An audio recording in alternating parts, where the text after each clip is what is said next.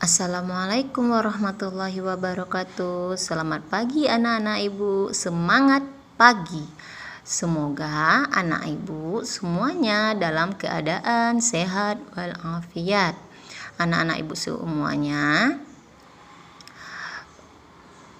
bertemu lagi bersama ibu, yaitunya Bu Deni Anggraini. Tentu saja ibu hari ini akan memberikan pembelajaran melalui daring kepada anak-anak ibu semuanya. Semoga anak-anak ibu selalu semangat belajarnya.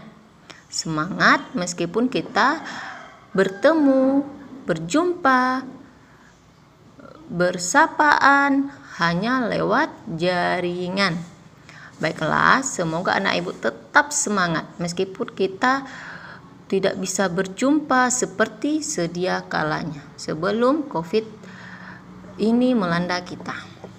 Baiklah, kita akan belajar hari ini kita akan belajar tentang tema 1, selamatkan makhluk hidup, subtema 1.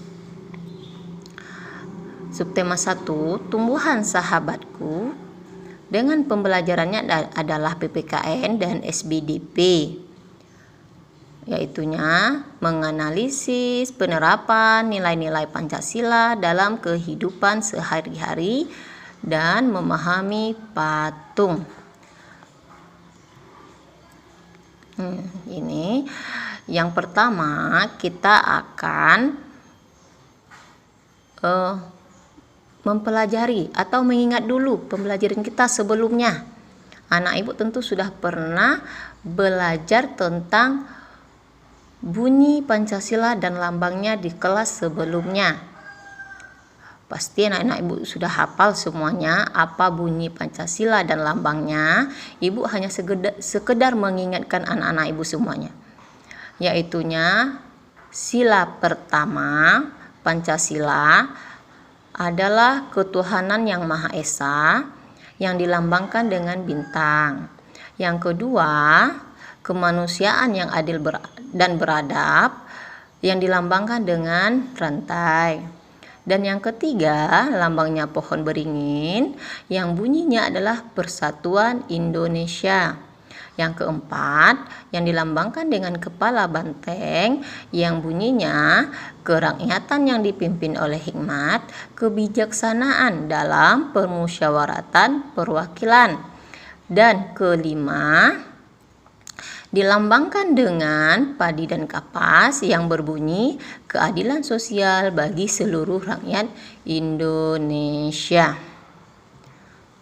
Baiklah, yang hari ini atau pembelajaran kali ini kita akan belajar tentang nilai-nilai yang terkandung dalam sila ketuhanan yang Maha Esa. Ini nilai-nilai terkandung dalam sila Pancasila yang pertama, yaitunya ketuhanan yang Maha Esa. Apa saja nilai-nilai yang terkandung dalam sila pertama ini? Bunyinya kan ketuhanan yang Maha Esa, berarti kita yang terkandung adalah bagaimana rasa syukur kita kepada Allah, takwa terhadap yang Maha Esa. Di sini kita diminta untuk bertakwa kepada Tuhan yang Maha Esa. Inilah nilai-nilai yang terkandung dalam sila ketuhanan yang Maha Esa. Yang kedua, toleransi dan hormat kepada agama atau kepercayaan lain. Bukan agama kita saja, kita kan agamanya Islam. Berarti kita tetap harus hormat dan toleransi kepada kepercayaan agama lain. Contohnya agama Kristen, agama Katolik, agama Hindu, Buddha, Konghucu. Itu yang adalah agama-agama yang ada di negara kita. Berarti kita tetap harus hormat. Itulah nilai yang terkandung dalam ketuhanan yang Maha Esa tersebut.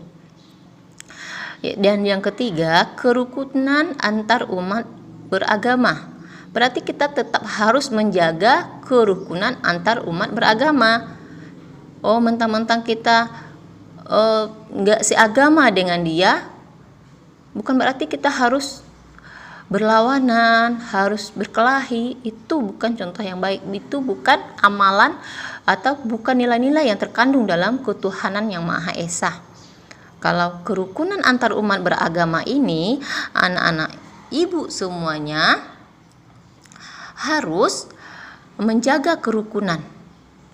Tidak boleh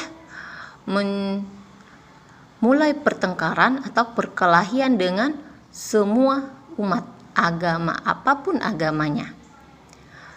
Baiklah, selanjutnya ini adalah contoh-contoh perilaku. Ini adalah contoh-contoh perilaku. Ini adalah contoh-contoh perilakunya ya.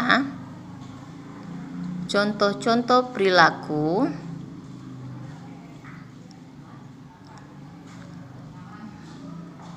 Ya, contoh-contoh perilaku sila pertama. Di sini anak-anak ibu bisa perhatikan di gambarnya. Ini bersedekah. Nah, itu adalah yang mencerminkan sila pertama. Ini adalah agama lain ya. Itu dia sedang beribadah menurut agama dan kepercayaannya seperti ini. Kita umat muslim atau agama Islam, kita sholatnya seperti ini. Ini adalah cara kita beribadah, cara kita bertakwa kepada Allah ya. Dan ini adalah berdoa sebelum makan, itu juga bentuk takwa kita kepada Allah. Dan ini adalah agama-agama lain. Ini adalah cara-cara agama lain untuk beribadah. Ini adalah pengamalan atau contoh-contoh perilaku yang mencerminkan sila pertama tersebut. Cara kita mengamalkan bahwa kita benar-benar paham bagaimana sila pertama tersebut, nilai-nilai yang terkandung dalam sila pertama tersebut. Kalau kita menjalankan ini berarti kita sudah mencerminkan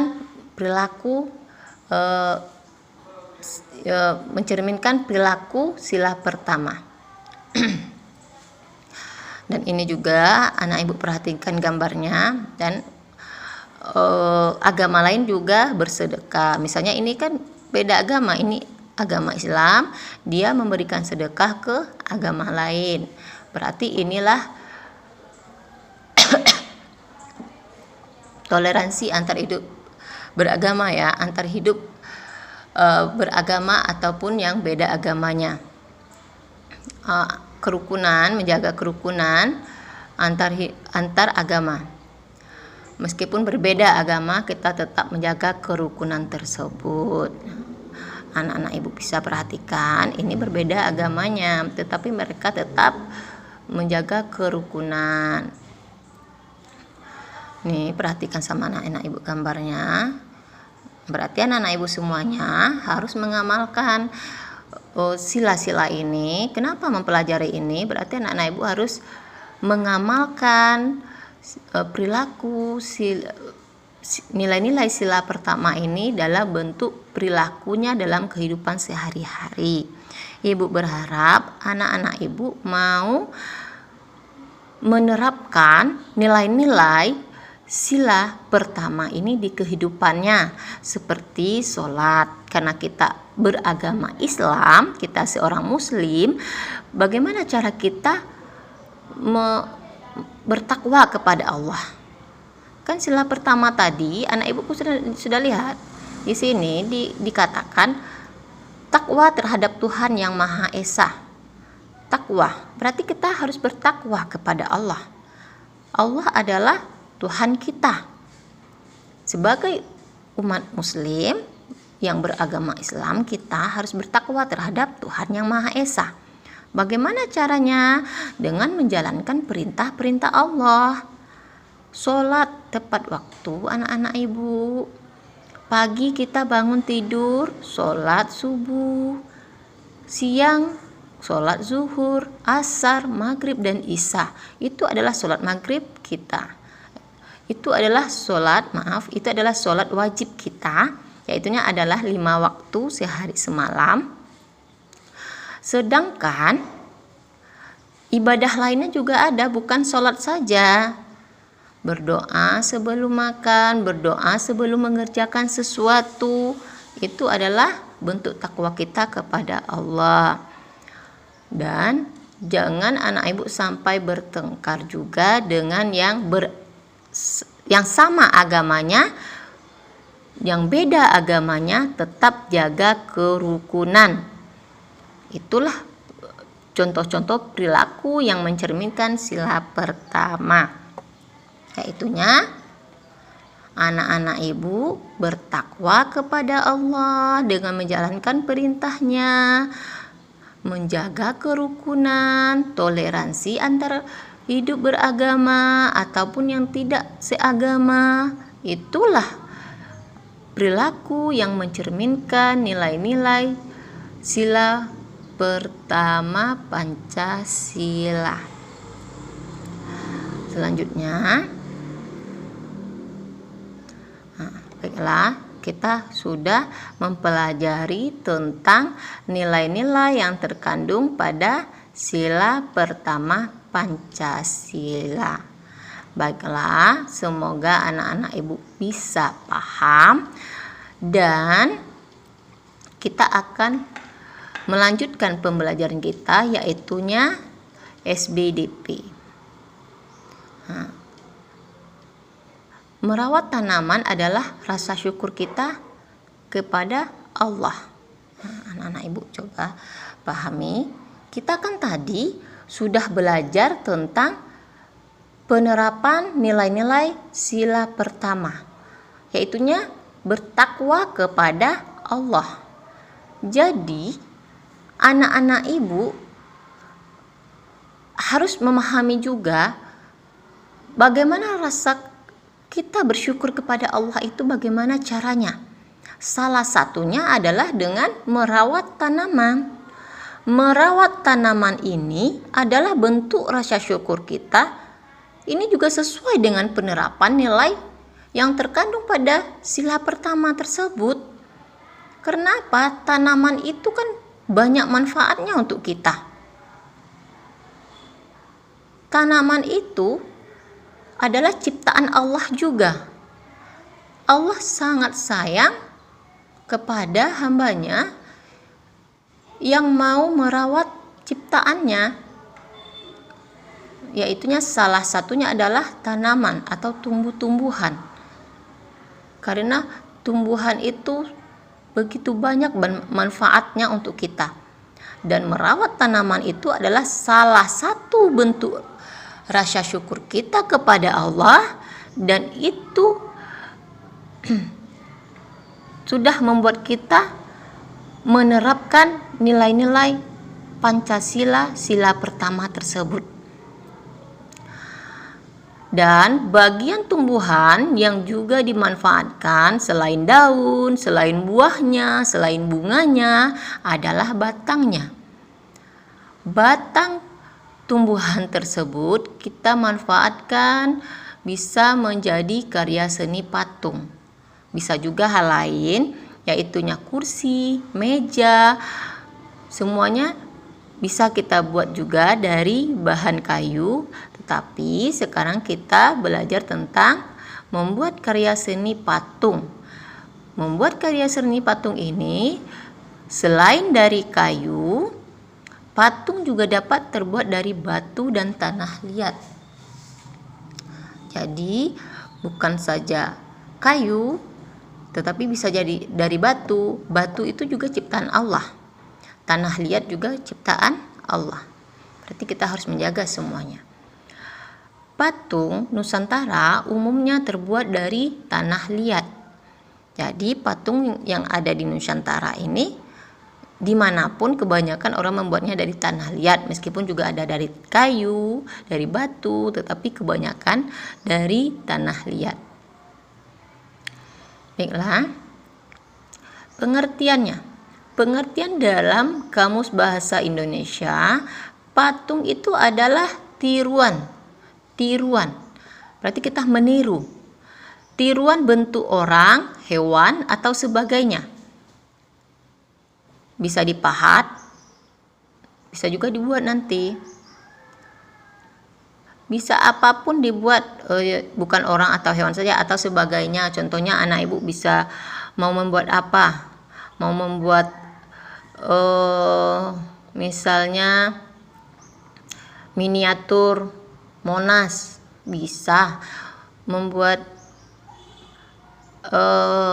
patung-patung, apapun anak ibu itu bisa dipahat ya. Kalau dari batu dan kayu biasanya dipahat, tapi kalau kita menggunakan bahan lain seperti ini ya, dalam dilansir dari Ensiklopedia Britannica 2015, patung merupakan suatu bentuk artistik di mana menggunakan bahan keras dan lunak. Berarti bukan hanya dari batu dan kayu saja, bisa dari bahan keras dan lunak. Ini contohnya tadi yaitunya tanah liat tadi. Yang dikerjakan menjadi karya seni 3 dimensi. Desain dapat diwujudkan dalam bentuk objek berdiri bebas dalam relief di permukaan atau di lingkungan. Ini adalah pengertian patung menurut Ensiklopedia Britannica. Selanjutnya, yaitunya langkah-langkah membuat adonan plastisin. Ini adalah salah satu contoh ya yang Ibu katakan tadi. Kita bisa membuat patung atau miniatur Monas dari tanah liat. Ini juga termasuk bagian dari patung. Bisa juga dikatakan patung. Langkah-langkah membuat adonan plastisin. Karena kita mungkin tanah liat agak susah untuk mencarinya, berarti kita nanti membuat patung ini dengan plastisin saja. Ini praktek nanti. Yaitunya langkah-langkah membuat adonan plastisin. Berarti anak-anak ibu nanti semuanya membuat adonan plastisin terlebih dahulu untuk dijadikan bahan membuat patung. Bahan-bahannya adalah pertama 2 cangkir terigu, kedua setengah cangkir garam, ketiga 2 sendok makan minyak sayur, keempat 1,5 cangkir air hangat, kelima pewarna makanan.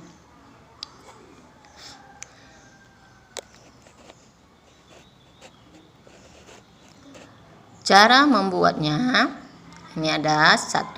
Campurkan terigu dan minyak dalam wadah. 2. Masukkan air hangat secara bertahap hingga adonan mencapai kekentalan yang pas. 3. Gulung dan remas-remas adonan hingga bercampur dengan sempurna. 4. Bagi adonan menjadi beberapa bagian. Buatlah lubang di tengahnya dan teteskan pewarna makanan. 5. Kemudian gulung-gulung adonan hingga warna bercampur rata. Ini adalah langkah-langkah membuat adonan plastisin.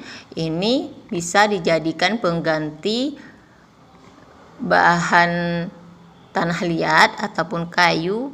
Itu sangat sulit nanti bagi anak ibu membuat patungnya dari kayu, makanya kita akan mengganti dengan plastisin.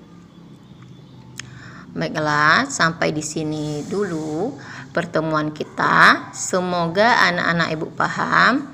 Silakan diputar kembali video ini jika anak-anak ibu masih kurang paham. Silakan diputar dan silakan ditulis di buku tulisnya masing-masing.